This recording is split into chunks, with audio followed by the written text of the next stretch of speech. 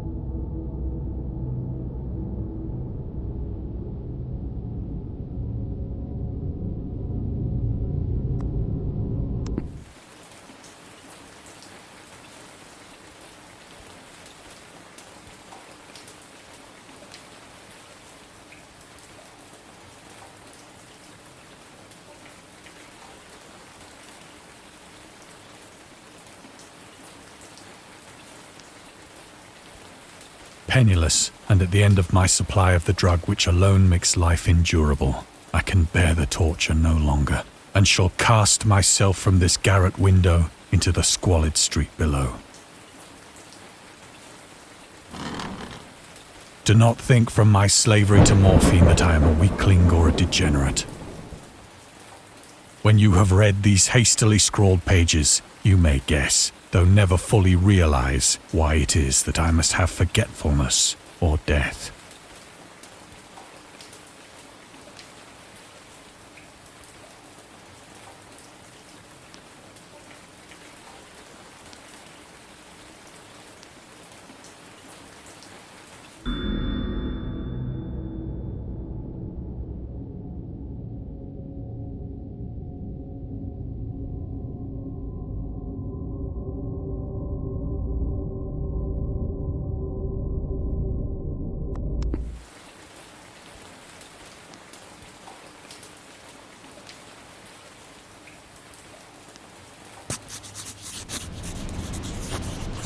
It was in one of the most open and least frequented parts of the broad Pacific that the packet of which I was supercargo fell a victim to the German sea raider.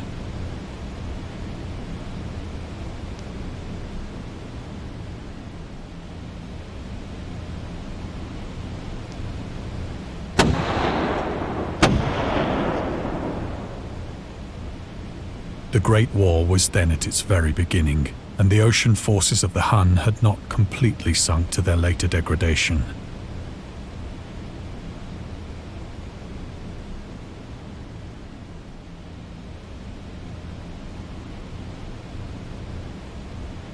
So that our vessel was made a legitimate prize, whilst we of her crew were treated with all the fairness and consideration due us as naval prisoners.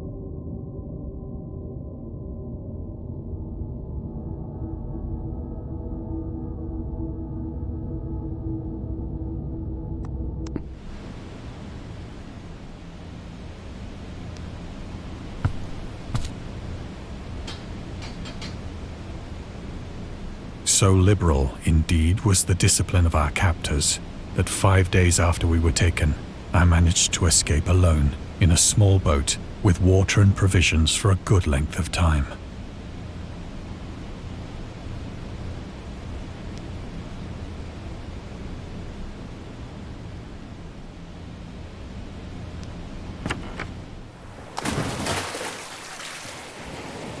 When I finally found myself adrift and free, I had but little idea of my surroundings.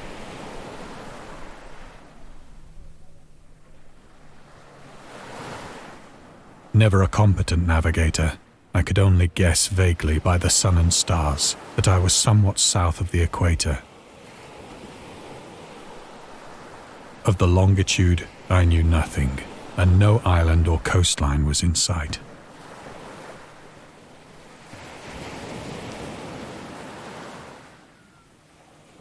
The weather kept fair, and for uncounted days I drifted aimlessly beneath the scorching sun, waiting either for some passing ship or to be cast on the shores of some habitable land.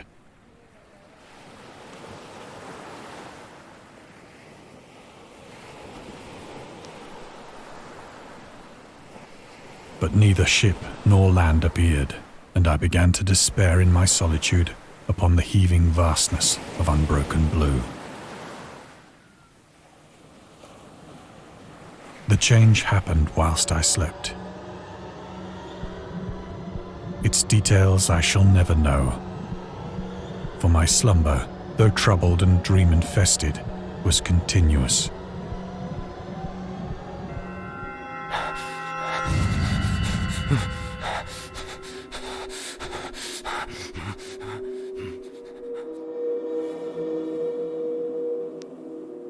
When at last I awoke, it was to discover myself half sucked into a slimy expanse of hellish black mire, which extended about me in monotonous undulations as far as I could see, and in which my boat lay grounded some distance away.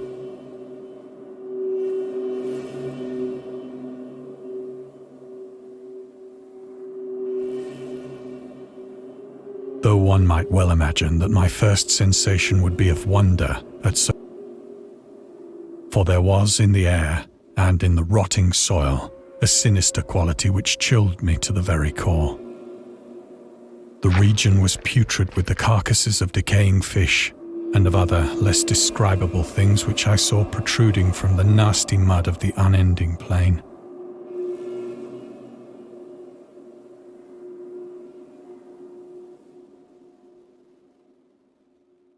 Perhaps I should not hope to convey in mere words the unutterable hideousness that can dwell in absolute silence and barren. There was nothing within hearing and nothing in sight save a vast reach of black slime. Yet the very completeness of the stillness and the homogeneity of the landscape oppressed me with a nauseating fear. The sun was blazing down from a sky which seemed to me almost black in its cloudless cruelty, as though reflecting the inky marsh beneath my feet.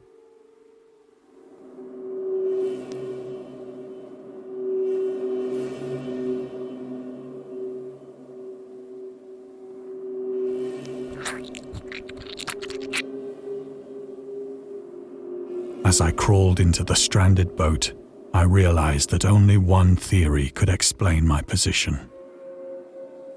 Through some unprecedented volcanic upheaval, a portion of the ocean floor must have been thrown to the surface, exposing regions for which innumerable millions of years had lain hidden under unfathomable watery depths. So great was the extent of the new land which had risen beneath me that I could not detect the faintest noise of the surging ocean, straining my ears as I might. Nor were there any seafowl to prey upon the dead things.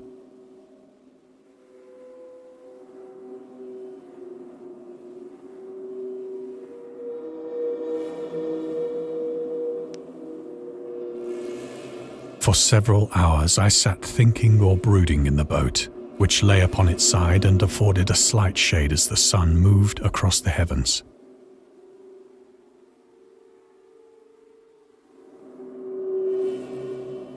As the day progressed, the ground lost some of its stickiness and seemed likely to dry sufficiently for traveling purposes in a short time.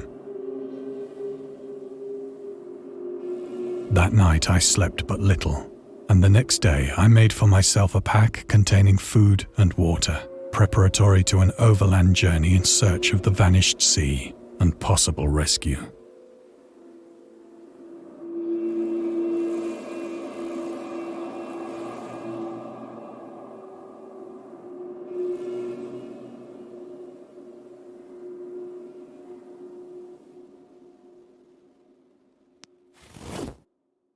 On the third morning, I found the soil dry enough to walk upon with ease. The odor of the fish was maddening, but I was too much concerned with graver things to mind so slight an evil, and set out boldly for an unknown goal.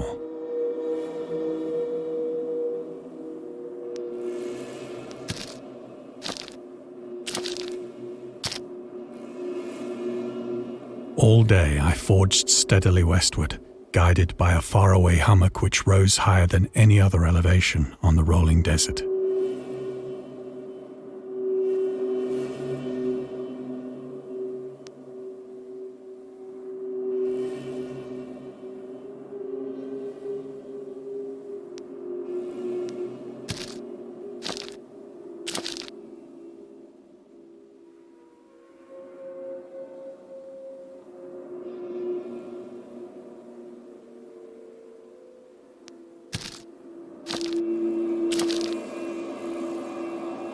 That night, I encamped, and on the following day still travelled toward the hummock, though that object seemed scarcely nearer than when I had first espied it.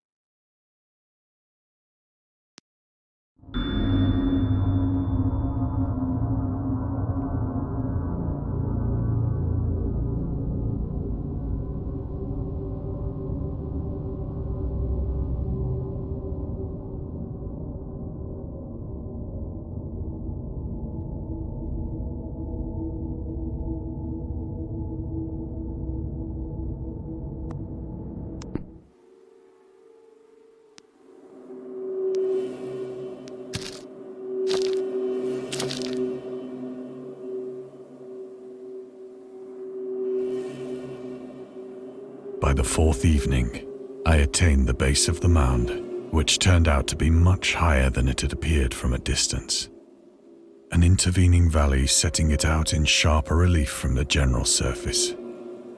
Too weary to ascend, I slept in the shadow of the hill.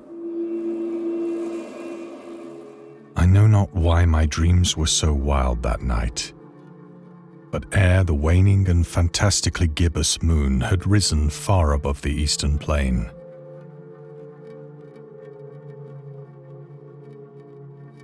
I was awake in a cold perspiration, determined to sleep no more.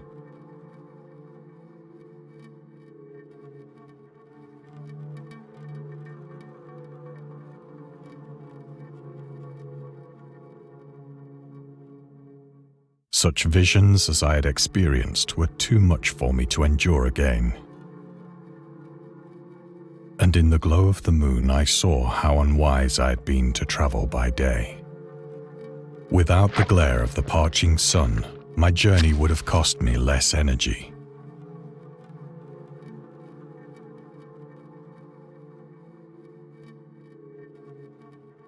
Indeed, I now felt quite able to perform the ascent.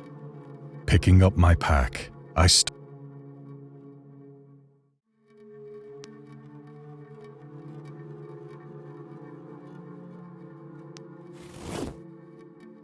have said that the unbroken monotony of the rolling plain was a source of vague horror to me. But I think my horror was greater when I gained the summit of the mound and looked down the other side into an immeasurable pit or canyon, whose black recesses the moon had not yet soared high enough to illumine. I felt myself on the edge of the world, peering over the rim into a fathomless chaos of eternal night. Through my terror ran curious reminiscences of Paradise Lost and of Satan's hideous climb through the unfashioned realms of darkness.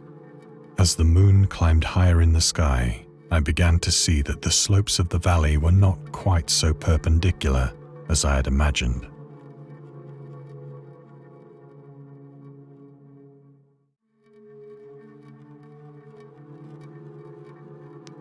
Ledges and outcroppings of rock afforded fairly easy footholds for a descent, whilst after a drop of only a few hundred feet, the declivity became very gradual.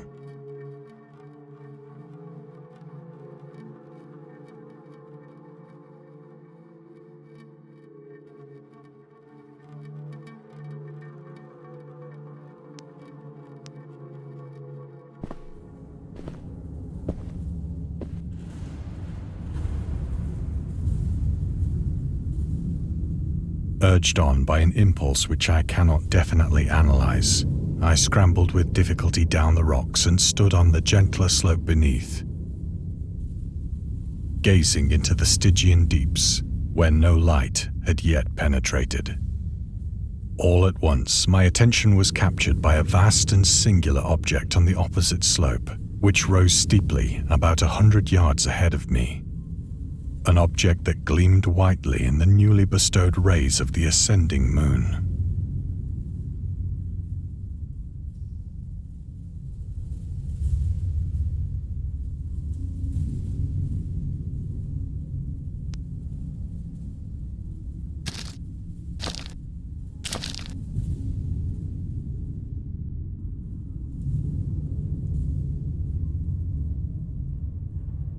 That it was merely a gigantic piece of stone, I soon assured myself. But I was conscious of a distinct impression that its contour and position were not altogether the work of nature. A closer scrutiny filled me with sensations I cannot express.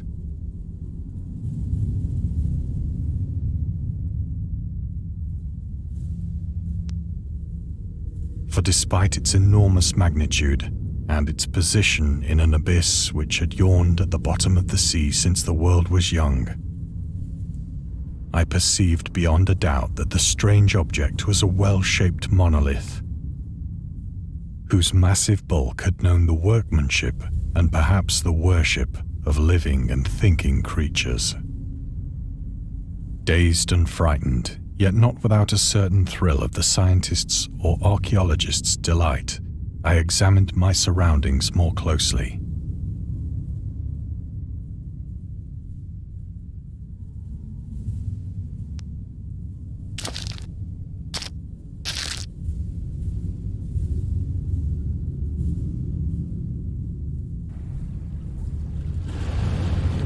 The moon, now near the zenith, shone weirdly and vividly above the towering steeps that hemmed in the chasm, and revealed the fact that a far-flung body of water flowed at the bottom, winding out of sight in both directions and almost lapping my feet as I stood on the slope. Across the chasm, the wavelets washed the base of the cyclopean monolith, on whose surface I could now trace both inscriptions and crude sculptures.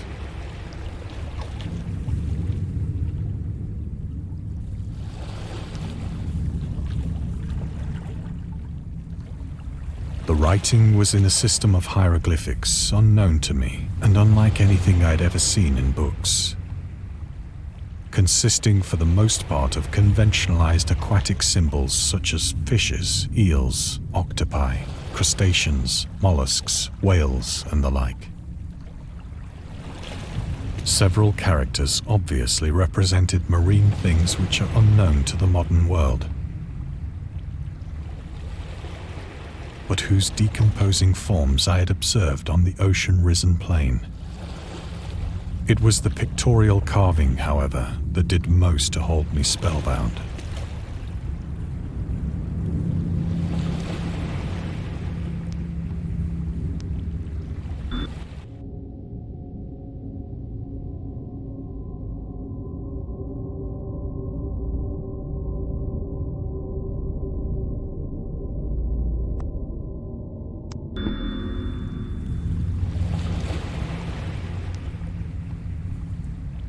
Plainly visible across the intervening water on account of their enormous size were an array of bas-reliefs whose subjects would have excited the envy of a Doré.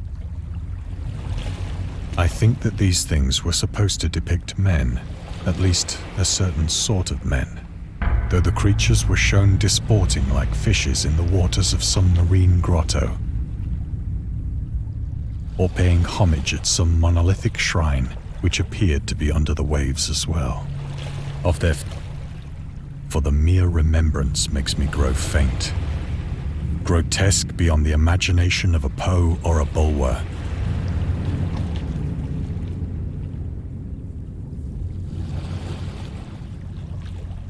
They were damnably human in general outline, despite webbed hands and feet, shockingly wide and flabby lips,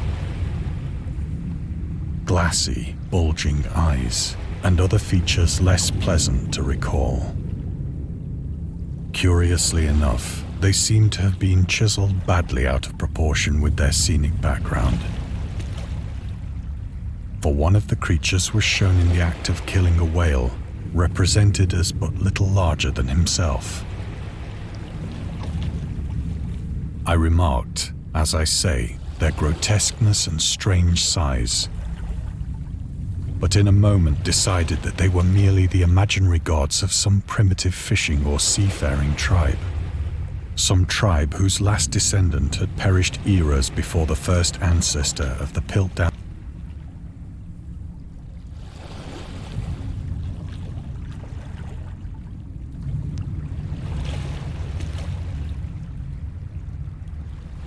Awestruck at this unexpected glimpse into a past beyond the conception of the most daring anthropologist, I stood musing whilst the moon cast queer reflections on the silent channel before me. Then, suddenly, I saw it. With only a slight churning to mark its rise to the surface, the thing slid into view above the dark waters.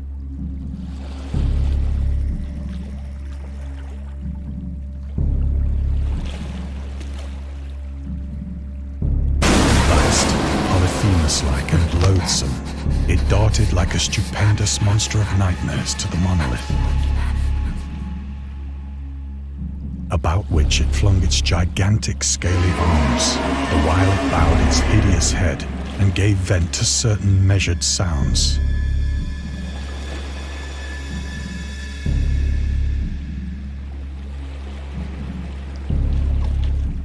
I think I went mad then. Of my frantic ascent of the slope and cliff, and of my delirious journey back to the stranded boat, I remember little.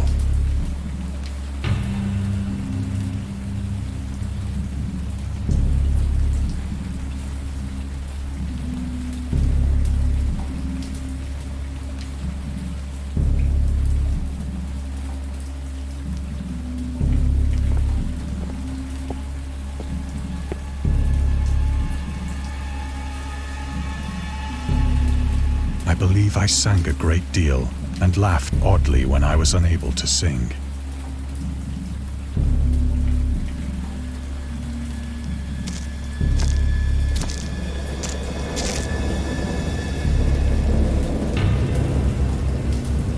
I have indistinct recollections of a great storm sometime after I reached the boat. At any rate, I know that I heard pearls of thunder and other tones which nature utters only in her wildest moods.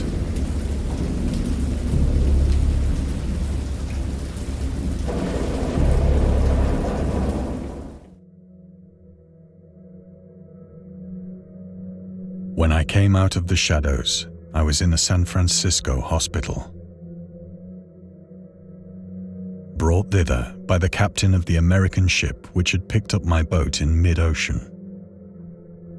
In my delirium, I had said much, but found that my words had been given scant attention.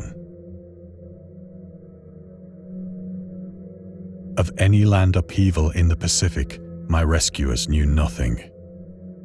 Nor did I deem it necessary to insist upon a thing which I knew they could not believe.